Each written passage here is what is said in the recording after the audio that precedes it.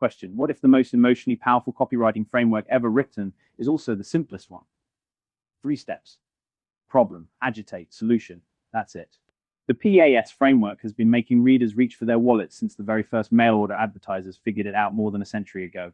And today I'm going to show you exactly why this decades-old formula still outperforms almost every shiny new copywriting trick in 2026. Stick with me, because the mistake most copywriters make with PAS isn't writing it wrong, it's stopping it way too early. That's the real secret.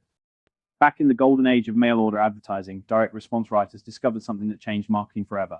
When you name a reader's pain, twist the knife a little, and then offer relief, conversions explode.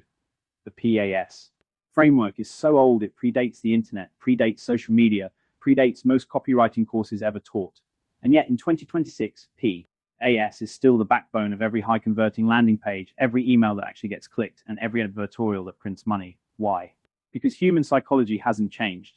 Pain still demands a solution. That's not a copywriting insight, that's a biological one. Here's the thing most copywriters completely miss. PAS doesn't try to pull readers into your story. It enters the story they're already living. Think about that for a second. Every other framework, AIDA, FAB, even the before-after bridge, asks the reader to step into a new world you've created.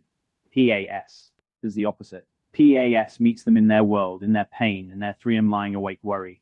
And when you meet someone exactly where they already are, they trust you instantly. That trust is what makes the eventual solution feel like a rescue, not a sales pitch. Step 1 of PAS is deceptively simple. You name the pain. But here's the part most beginners get completely wrong. You don't dance around it. You don't soften it. You don't politely suggest there might be a small issue worth considering. You name it so specifically that the reader feels like you're reading their diary. Are they tired? Don't say fatigue. Say they wake up exhausted even after 8 hours of sleep. Are they broke? Don't say financial stress. Say they check their bank account and feel their stomach drop. Precision is the currency of trust. That specificity is doing something absolutely critical. It's building trust before you ever ask for a sale. When a reader thinks, how did this person know exactly what I'm going through? Their defenses drop. They're no longer scanning for the sales pitch. They're leaning in. They're reading every word. And that moment of recognition, that this is me feeling, is the single most valuable emotional state you can create as a copywriter. PAS builds this state in the very first sentence, which is exactly why it converts so well even when the rest of your copy is mediocre. Step 2 is where most copywriters quit way too early. They name the pain in one sentence, then they jump straight to the solution. That is a massive mistake. The agitate step is where PAS actually does the heavy lifting. Agitating doesn't mean being dramatic for the sake of drama. It means showing the reader what happens if the problem goes unaddressed. What does this problem cost them tomorrow? Next month? Next year? Over an entire lifetime? You're not inventing pain. The reader already feels it. You're just giving it shape, giving it a number, giving it urgency. Let's say someone is losing 2 hours a day to disorganization. Don't just tell them it's a problem. Multiply it for them. That's 14 hours a week. That's 60 hours a month. That's over 700 hours every single year. And what could they do with 700 recovered hours? Learn a new skill, start a side business, actually be present with their kids on Saturday morning. Suddenly, the abstract inconvenience becomes a real, calculable, life-altering cost. That's what agitating does. It transforms "this is annoying" into "this is actively stealing my future." And once a reader feels that, the solution stops being optional. The longer you agitate, the more powerfully your solution lands. This is counterintuitive advice. Most writers want to race toward the offer as fast as possible. They think the reader is bored or annoyed or ready to scroll past. They're wrong. The reader is leaning in. They want to know how to escape the pain you just described. So when you finally deliver the solution after a thorough agitate, it feels like oxygen to someone underwater. That emotional whiplash, from pain to relief in a single sentence, is what makes PAS convert at rates other frameworks can only dream about. Step 3 is where you finally introduce your product. But here's the only rule that matters: only after the pain has been thoroughly agitated, not before, not halfway through the article, after. The reader should feel a literal sense of relief when your solution appears on the page. It should feel like the obvious answer to the obvious problem you've been describing for the last 200 words. If you've executed steps 1 and 2 correctly, your product doesn't feel like a sales pitch. It feels like a rescue boat. It feels like the only logical next step. That relief moment is everything. It's the difference between a reader who clicks away and a reader who pulls out their credit card. When someone has been sitting in pain for 30 seconds of straight reading and you finally hand them a way out, they don't evaluate the offer the way they would a cold pitch. They grab it. They don't ask, is this the best option? They ask, will this make the pain stop? And if your product genuinely solves the problem you've described in detail, the answer is obviously yes. That's the entire psychology of PAS in one breath. Here's where the PAS framework gets really sophisticated.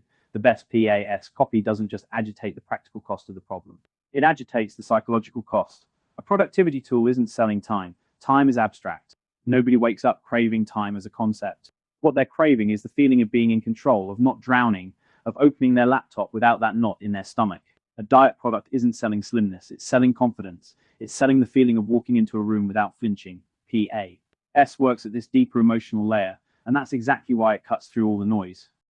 Let's break that productivity example down a little further.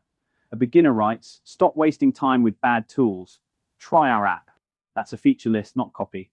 An expert writes, "You open your laptop every morning and feel the dread before you've even started.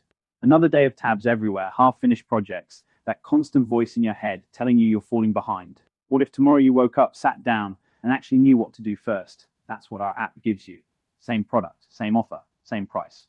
The second version agitates the emotional pain and positions the solution as emotional relief. Guess which one converts? Same principle with the diet product. A beginner writes, "Lose 20 pounds with our program. Boring." An expert writes, "You've avoided mirrors for months."